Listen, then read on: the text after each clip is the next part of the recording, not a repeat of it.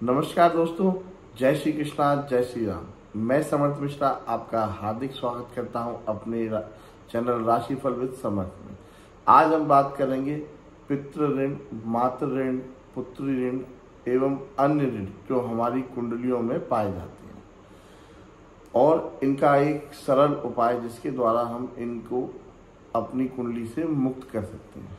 यदि आप में किसी की कुंडली में उक्त किसी भी तरह का कोई ऋण है तो आपको एक छोटा सा सरल सा उपाय करना है। उसके उपरांत आपकी कुंडली से वह ऋण मुक्त हो जाएगा और आपके जीवन में जो समस्याएं आ रही हैं, व्यवधान आ रहे हैं, वो उनसे आपको मुक्ति मिल जाएगी।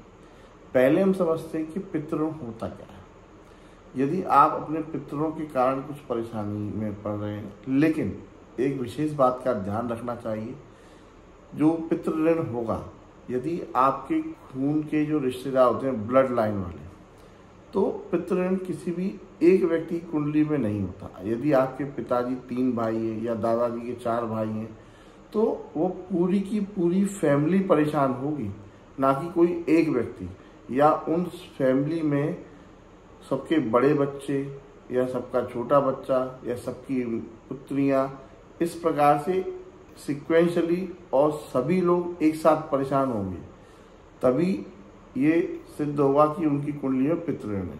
अदरवाइज होता क्या है, कभी कभी हमारी कुंडली के दोष होते हैं और उनके कारण हम परेशान होते हैं और हमें लगता है कोई पितृ नाराज है या कोई और ऋण हमारी कुंडली में या और कोई दोष है, परंतु ऐसा नहीं होता। यदि आपकी कुंडली में कोई पितृ दोष है तो अच्छी तरह चेक करें। आपके जो ब्लड लाइन की है लोग हैं, उनकी 2-3 लोगों की कुंडली में वह दोष होना चाहिए, तभी वह पितृदोष माना जाएगा। चलिए हम बात करते हैं कि ये होता क्यों है।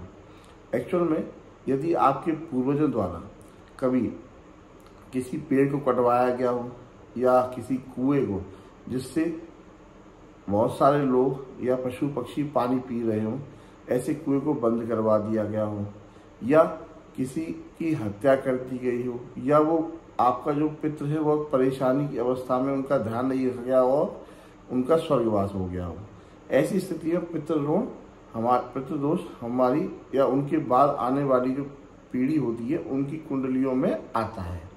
ऐसे ही मातृ ऋण क्या होता है, जब हमारे घर की किसी महिला को या किसी अन्य घर की महिला को हमारे पितरों द्वारा हैरान किया जाता है और वह उनको कर्ज देती है, मतलब श्राप सा दे देती है, उसकी आत्मा उनको लगती है कि नहीं तुम्हारा सर्वनाश हो जाएगा, तो वह उनकी जो आत्मा होती है उसके कारण उस समय के पश्चात जो जन्म लेती हैं उस वंश में, उन लोगों की कुंडलियों में मातृ ऋण हो सकता है। इसी प्रकार से पुत्री ऋण भी हो सकता है और अन्य बहुत सारे ऋण होते हैं, जलमीना ऋण, इस तरह के बहुत सारे ऋण होते हैं। चलिए अपन मुद्दे की बात पर आते हैं कि यदि हमारी कुंडलियों में इनमें से कोई भी ऋण है तो इसका सबसे सरल उपाय कि इनसे हम कैसे मुक्ति पा सकते हैं, इसके लिए बहुत छोटा सा उपाय है जो आप अपने घर पर कर सकते हैं।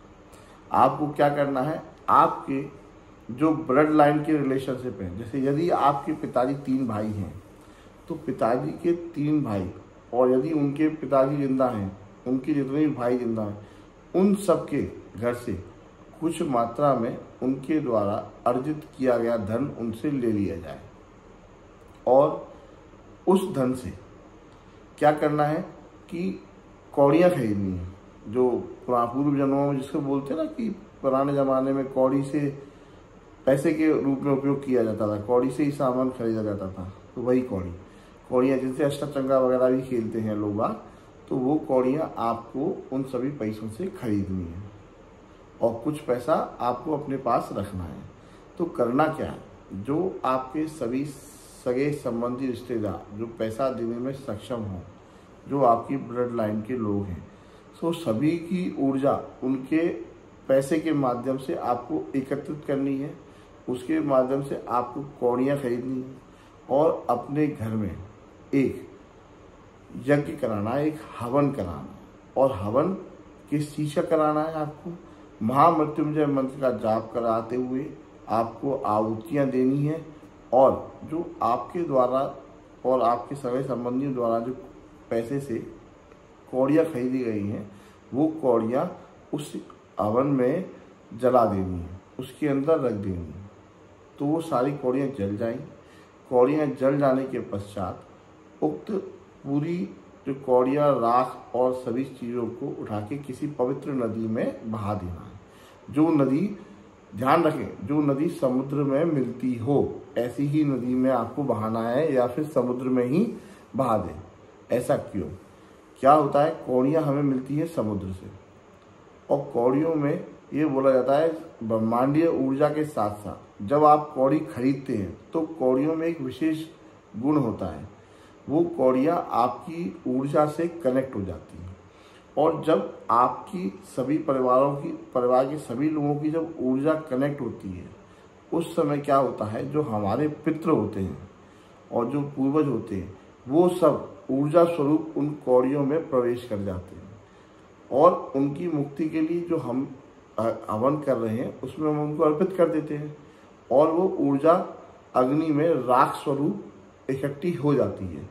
तो ये जो ब्रह्मांडीय ऊर्जा का चक्र है वो पूर्ण हो जाता है, उनको अपनी योनि से मुक्ति मिल जाती है, और आप पितृ या अन्य तरह के जो ऋण होते हैं उनसे मुक्त हो जाते हैं। इन सभी कौड़ियों को आप नदी में बहा दें, और बाद में बचे हुए जो पैसे हैं उनसे एक कन्या भोज कर दें, जिससे आपके पितृ तृप्त हो जाएंगे।